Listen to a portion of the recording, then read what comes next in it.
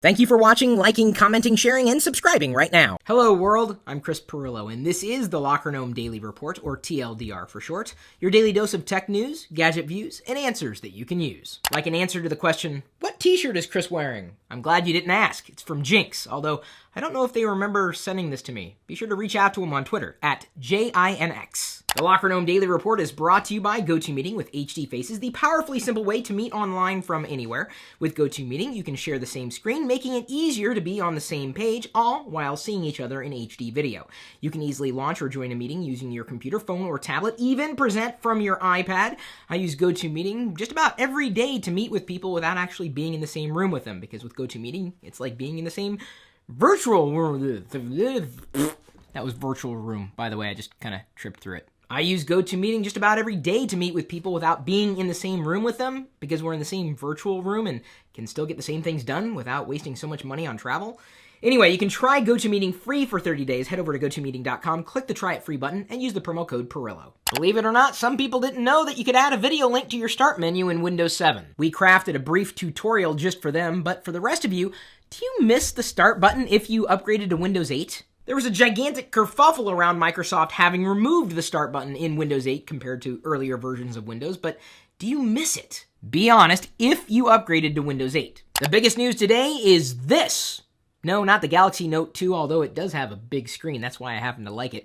It's Facebook Home. It's an app that you can download right now by way of Google Play to install on some Android devices. Apparently not all Android devices are compatible with it yet. My review? After playing with it for about 5 minutes, I set it as my default home screen. I think it's good, or at least good enough and certainly better than TouchWiz. I found it intuitive and rather fluid, as far as an Android app is concerned. Once you've authenticated with your Facebook credentials, your avatar or buddy icon will show up at the bottom of the screen, and you can swipe it in a different direction, and depending on where you let go, that's what will happen. If I swipe it and let go to the left, Messenger will pop up, Facebook Messenger, of course. If I swipe and let go to the top, the apps will pop up, and then I've got a home screen here as well as the ability, much like in the default Facebook application on just about every mobile device, set my status, add a photo, or check in. But then if I swipe to the left, from the left, all the apps installed on my device show up in this nice little list, or long list, depending on how little you have installed on any one of your Android devices with Facebook Home running on it. And I just found it to be good. If you like Facebook, it is relatively simple to swipe through to see everybody's status updates. Like here's one from David DeFranco, and he's about to do a giveaway. Dang, dude, I didn't know he was giving away so much. See how I can swipe back and forth, and I've got to be careful because some of my friends don't want this stuff to be public, although I don't think Brent would mind me showing you this, whatever it is. If you find yourself on Facebook 24/7, or okay, maybe even just 12/7, then I think you're going to like Facebook Home. I do. I also appreciate how it gives you all the latest Facebook notifications, which you can swipe to remove or tap to open. Plus, you can like things by double tapping. As far as third-party Android launchers are concerned, Facebook Home is kind of tops for me. I've never been that thrilled with any widget. I've even paid for widgets on Android, and they still suck. It's just that I wanted to use the phone in a way that I was using the internet, and, well, Facebook Home works well enough. And to tell you the truth, I kind of wonder why Google didn't do that with Google+. Yeah, they have the widgets, but this is a way deeper experience than I could have ever anticipated for Facebook on any device. I kind of hope they port parts of it to iOS, and of course other platforms as well, because it's kind of fun. If you don't have an Android device at this point in time, maybe you have an iPad. Maybe you know of someone who's trying to figure out how to use their iPad, even though we know it's pretty simple once you get into it. I've got a free guide that you can download. iPad, a magical and revolutionary guide featuring 40 best free apps. That's worth a shot, and again, it won't cost you anything. Neither will the apps that's recommended. Over on LockerGnome.com, we've posted the 5 common blog mistakes. And yes, people seem to make mistakes frequently with their blog. If you have a blog and you wonder why nobody's commenting, my response is usually, well, where else are you commenting? Are you commenting on their blog? If they have a blog, are you interacting? And if not, that might be the answer to the question of why people aren't interacting with you. Maybe. Some people just don't like leaving comments anymore, though. And to tell you the truth, it's a rare day I want to read the comments. That said, I definitely take time to read your comments no matter where you leave them. Other mistakes include, don't just expect people to read your blog. Do you even read the blogs that are out there now?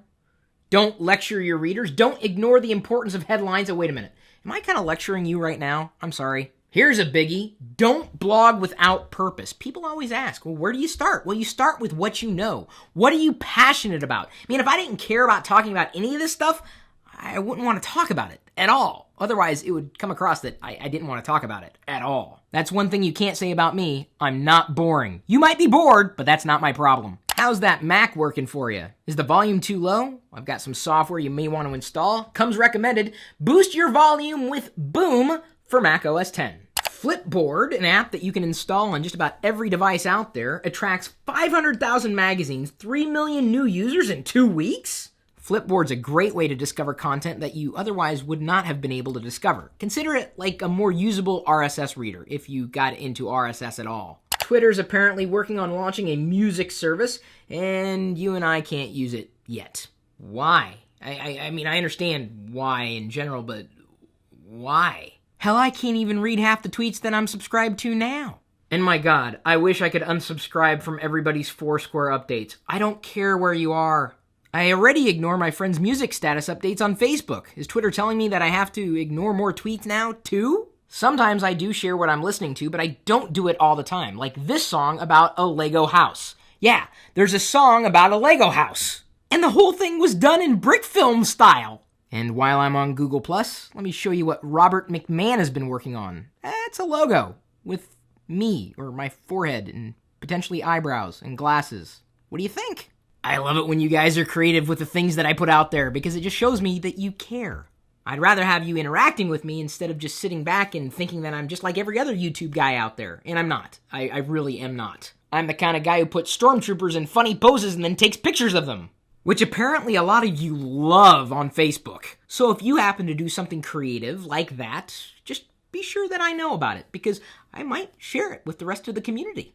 Our question of the day is brought to you by GoDaddy.com. If you want to save money on your next purchase, just email me first, chris@Pirillo.com. I'll send you my latest list of coupons. And someone did that today and saved $50. Unbelievable. But you got to do it soon because GoDaddy may no longer be supporting us at some point because apparently not enough people are using the coupons that I'm sending. So have at it. Joshy posted on LockerGnome.net today, newbie getting into smartphone tablet realm, which device to get? Here's what Joshy writes. I am open to Android, iOS, and Windows 8, and I'm leaning towards a tablet, preferably a smaller one, like a 7-inch variety, but still open to a phone option or a larger tablet. I want to keep the price below $400, and I want to be able to use it for going on the internet a lot, watching YouTube, playing games, but I'd also like to be able to do some of my homework on it and take notes. What are you guys recommending? Nexus 7, possibly? iPad mini? I think you really can't go wrong with either one of them. However, that being said, I do think the iPad mini handles games a lot better than the Nexus 7. Yes, it's a little more money, but I also think you get more bang for your buck with the iPad because it's an entire ecosystem. And of course, the service and quality hardware construction as well. Now, if you can wait, you might possibly hold out for the next iPad mini, or you might get a refurb, save even more money. The bottom line is walk into a store and feel it if you live anywhere around an Apple store, or borrow one from a friend if you have friends that have tablets, because getting your hands on one is ultimately going to tell you what is the best decision that you could possibly make. You're right. You've got a lot of choices out there, and that's a good thing. I'm a fan of the Nexus 7 for what it is, and I'm a fan of the iPad mini for what it is. We don't know what's coming down the pike for either one of these products, but it could be said that they're going to get more affordable over time. Don't let that stop you, though. The iPad is a great ecosystem, and anybody who says otherwise probably hasn't used it. It's nice to see that about an hour ago, the tech dude pretty much made the same recommendation. So it's good to know that you and I think alike. And no matter what your answer is, I'm certainly appreciative that you liked and shared this video if you happen to like it. Thanks again for being a great part of our community, and we hope that you continue to support us in every way that you possibly can so that we can continue to support you in every way that we possibly can. We'll see you later.